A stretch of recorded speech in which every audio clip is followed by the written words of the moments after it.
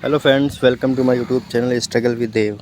दोस्तों, सीटेट के लिए बहुत ही बेहतरीन प्रश्नों की सीरीज़ में हम लोग आगे बढ़ रहे हैं। तो आज भी प्रश्न देखिएगा, बहुत ही अच्छे प्रश्न हैं।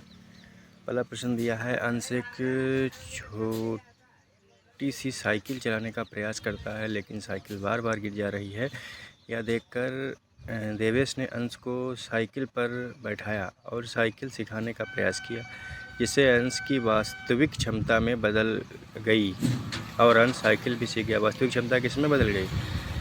अवास्तविक क्षमता, औपचारिक क्षमता, दृढ़ कार्यकारी क्षमता। तो वास्तविक क्षमता कार्यकारी वाइगोत्स्की को याद कीजिए, कार्यकारी क्षमता में बदल जाती है। ठीक, तो डी ऑप्शन सही। अगला है, कानून के डर से प्रदर्शित होने वाली नैतिकता कोहलबर्ग के नैतिक विकास के किस स्तर में आती है? ये बहुत अच्छा प्रश्न है, ऐसे प्रश्न इस बार बार बार पूछे जा रहे हैं। तो पूर्व परंपरागत में है नहीं भैया, अनौपचारिक कुछ होता नहीं है, और परंपरागत स्तर जो है ये भी नहीं है। उत्तर परंपरागत स्तर में हमारा कानून और डर भय सब आता है। ठीक है, तो उत्तर परंपरागत स्तर सही है। फिर है अगला प्रश्न, वाइगोत्स्की द्वारा वास्तविक क्षमता और कार्यकारी क्षमता के बीच रिक्त स्थान को क्या कहते हैं भैया? तो उसको हम जेडपीडी कहते हैं। क्या कहते हैं? ZPD, zone of proximal development. ठीक है।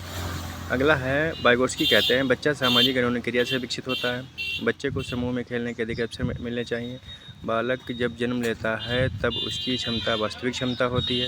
उपयुक्त सभी कथन सही हैं। बिल्कुल, देखिए ऊपर के सभी का अध्ययन करिए, सभी सही हैं। कोहलबर्ग ने नैतिक विकास के कितने स्पष्ट चरण बताए हैं? चरण कितने बताए हैं? 4, 2, 3, 5। तो भैया चरण कितने बताए हैं? 3 बताए हैं। 3 के फिर अलग अलग पार्ट बताए हैं। ठीक है, तो उम्मीद करते हैं कि ये प्रश्न आपके लिए ज़रूर अच्छे लगेंगे, क्योंकि यही प्रश्न आ रहे हैं बराबर। आप देखिएगा पेपर पुराने उठा करके, तो सब यही प्रश्न मिलेंगे और फिर आएंगे यही प्रश्न। ऐसे ही संबंधित प्रश्न आपको मिलते रहेंगे। दोस्त जुड़ते रहिए, शेयर करते रहिए। अगला प्रश्न देखिए, प्राथमिक स्कूल का बच्चा राजेश अपनी कक्षा में एक 100 रुपये का नोट पढ़ा पाता है। वाह, उसे जाकर प्रधानाचार्य को देकर खुद को अच्छा साबित करने का प्रयास कर रहा है। राजेश ने मनोविज्ञान के सिद्धांत का अनुपालन किया है। तो gene पियाजे, Kohler, Vygotsky.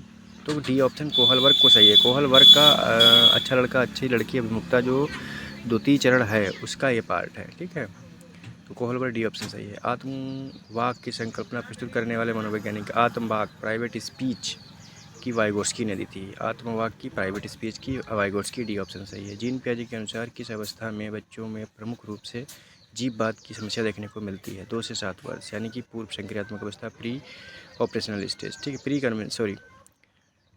Pre operational stage, ये जो है 2 से 7 पूर्व संक्रियात्मक अवस्था। ठीक है, sensory motor, pre operational, concrete operational. ठीक है, तो यहाँ पर बी ऑप्शन बिल्कुल सही है। अगला है, वाइगोत्स्की कहते हैं कि छोटे बच्चे खेलते समय कुछ ना कुछ बड़बड़ाते रहते हैं। बच्चे ऐसा इसलिए करते हैं कि बच्चे बचपन में लाडले होते हैं। बिल्कुल नहीं, वे बड़ों का ध्यान अपनी ओर आकर्षित करना चाहते हैं, जिससे उनको एक सही दिशा मिल सके। बिल्कुल सही ऑप्शन बी ऑप्शन, और यही ऑप्शन बिल्कुल पेपर में एक बार आया था। ठीक है, तो अच्छे से इसको ध्यान रखिएगा। ये प्रश्न बहुत महत्वपूर्ण प्रश्न है, ऐसे मत समझिएगा इनको, और अच्छे से इनका अध्ययन करिएगा।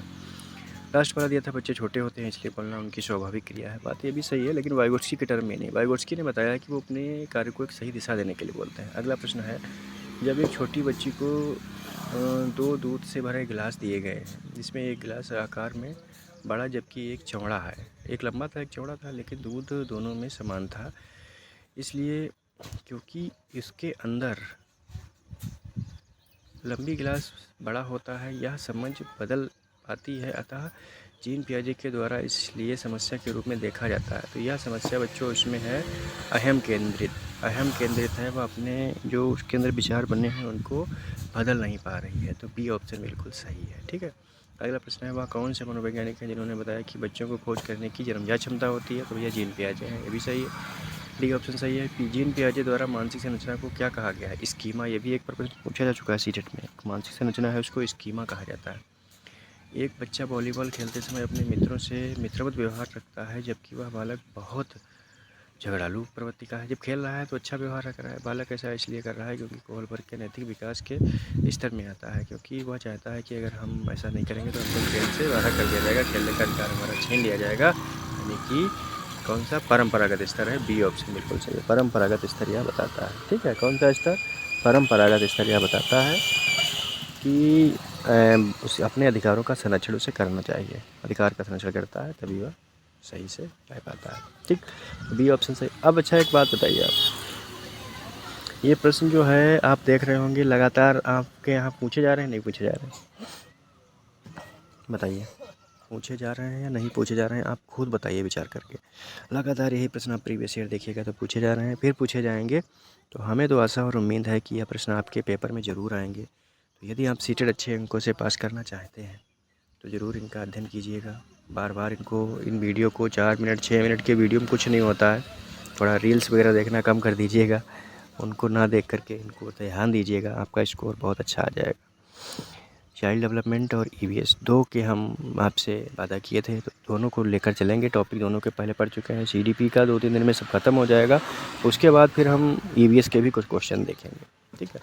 तो अगर अच्छा लगे तो भाई शेयर कीजिएगा, उन लोगों तक पहुंचाइएगा जिनको ज़रूरत है, सीटेट एग्ज़ाम देना है जिनको। तो फिर मिलते हैं अगले वीडियो में 1-2 दिनों के बाद।